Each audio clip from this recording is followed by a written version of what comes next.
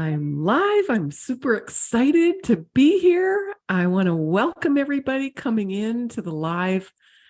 I guess this is a show. Listen, used to love movies. How about you? Shows, movies. Well, I took myself to a show last night. Actually, it was a documentary. It was a film showing at a theater here in Georgetown that's 90 years old.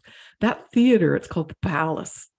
And it was actually the first theater here when they had talkies. And actually, no, it was black and white, just no talk. And what do they call those? Silent movies. And then 3 years later, they brought in the talkies. So this theater has been standing there for 90 years. So it was really cool. I'd never been there before. I thought it would be fun to go. And they were showing a documentary about this woman. You probably heard about her, Tanya Tucker. Well, I was intrigued. I didn't know much about Tanya. Growing up in Canada, we heard the music, right? Delta Dawn. She was famous for that. So I was really intrigued to learn about her and the journey that she had. And she was a child actress, singer at the age of 9. And her father was her manager. And she was getting older, and they were going on the road her father was helping to try and get her exposure and to be seen and heard. And they found a manager, and this manager had offered them $50,000. And it turns out that Tanya's father, the manager, said that he would take on Tanya only and he gave him and his wife a $50,000 check. Now, what had just happened to get them there to that meeting, her dad had to trade his jack from the trunk of the car to fill up the car with gas. They were really poor. And so they didn't have the money, but he traded something valuable, get the gas, and went to the meeting. And there the manager offered him $50,000. And he said on one condition, or two conditions. One, we want to change her name to Tammy Tucker. And the second, we want to, I won't work with any dad on the scene. So her dad took the check and ripped it up and dropped it, and they walked out. And her mother was just freaking out because, what are you doing? We had to trade our jack to get gas. And so he had so much confidence in Tanya, and he represented her all through her career. And what was fascinating, I was wondering, how come I hadn't heard about Tanya for so many years? And it turns out that she stopped producing music and stopped singing 20 years ago when her mom and dad died. Now, I don't know the story behind that, but I see this so often with clients, that when our parent passes away, or when there's a child, or even a divorce, or even career transitions, can really impact us in incredible ways that block us. So Tanya never made another song or sang, I don't believe, in 20 years.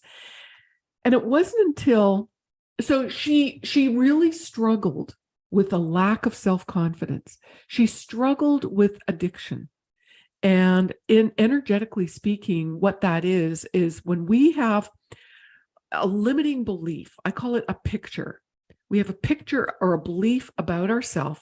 It creates a literal snapshot, or a point of energy that gets stuck. It might even be working like a window. And that window works to attract foreign energy.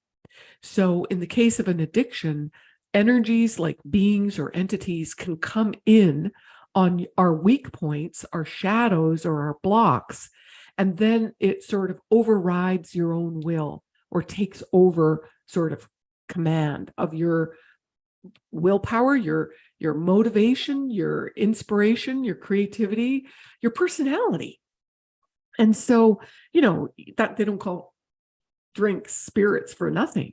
And it literally shifts your behavior and your personality. Now, I know Tanya has a long history of, taking some shots of tequila when she's recording or performing.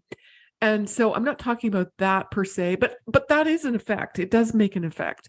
And but mostly I was struck by the fact how little confidence she had in herself and the high level of what I call perfect pictures, needing everything to be so perfect. Yet she was really cool and laid back and easy to get along with, but she expected such high standards for herself. And all of her performances were filtered were like, I wonder what daddy would think of that. And, you know, it made me think of how many decisions and choices I made in my own life, looking for my own father's approval. So she didn't trust anybody else to manage her after parents died. I think her trust level, not only in herself without her wingman, and it just devastated her, right? Now, what happened was a few years ago, a young filmmaker found her and started encouraging her, and they created this documentary, which I would recommend everybody to watch.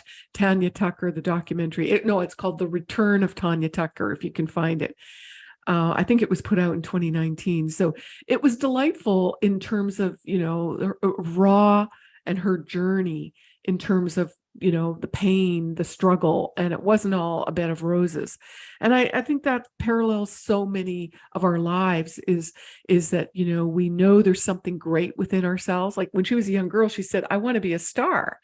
She knew that within herself, but she definitely needed the support. She needed the motivation or encouragement outside of herself. And that's so true in all the clients that I work with. I find that, you know, I was just speaking with a gal yesterday, and we finished her first 4 sessions, and she was great. She was neutral. She was being able to say no to people, having healthy boundaries. She wasn't getting triggered with her students. She wasn't getting, overly. She was depressed before. She wasn't sleeping well. She had pain in her body. So I read back to her what she made notes to me, what I took notes on her, what she mentioned in our very early sessions. And she was blown away at how much energy we moved that caused her the pain, that caused her attitude, or caused her frustration and her super high stress level. So unless you have somebody to guide you through what you can't see, like Tanya couldn't see that she didn't have the confidence in herself, right? She had her wingman, her father, pushing her along or encouraging her or showing her things that she couldn't see, the blind spots. And I think we all have blind spots. I think we need somebody outside of our little forest that can show us the trees and show us and guide us to making some good choices for ourselves and keeping on, if we choose a path where we can shine and we can be inspired and share with the world our gifts, whatever those gifts are. We're not all superstars. Like Tanya is a country music legend, and she's in the Hall of Fame now. And it took a lot of years because not only did she have her own judgments, but there was a lot of judgments based on her character, coming up as a young star. So we all have our stories. We all have things we wished we would have done differently, right? And when we can realize that we can remove that energy, that can help us take the stage again for our next chapter, or to pivot in our career, whether it's to resurrect a relationship or to just really feel like you're home, like it's all of you and you're doing exactly what you want that's going to make you happy. A lot of us don't even know what that is. So we got to find out what is making us happy. So I hope that's inspiring to you. I would highly recommend the film. It was well done. It was raw. It showed, the nitty gritties of her life and coming out the other side and making her 60s her best decades yet. And so it's truly exciting. She had been in her career for 40 years. She was nominated for 14 Emmys. And it wasn't until she sang a song that was inspired with her friendship with Loretta Lynn. I don't know where Loretta Young came in, but Loretta Lynn. and they were on the phone, and they were exchanging these little banters, and that ended up being a really well-known song, Don't Bring Me Flowers. When You Bring Me Flowers. Oh gosh, I blew it. Okay. But she got a Grammy for it. Okay, because it was from her heart. It was in alignment with her. And she said that her father told her she would never win a Grammy until she sang a song she wrote. And there it is. It came from her heart. It was in alignment, buried deeply within her. When she finally let that out, she saw the big star in the Grammy. And so we're all stars. We're here to shine. So I hope that you will shine today. And I'll look forward to seeing you again tomorrow at 11 a.m. Eastern Time. And if you haven't, go ahead and download and get started with the reset training.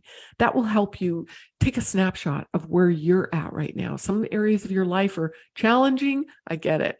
Some are actually doing okay. And so you need to, give yourself a pat in the back for that. So the link is in the comment. Please download that. Get started with that. And I will look forward to speaking to you if that's something that you want to uncover and move out of your way, all those challenges. So, yeah, keep shining bright. We'll see you soon.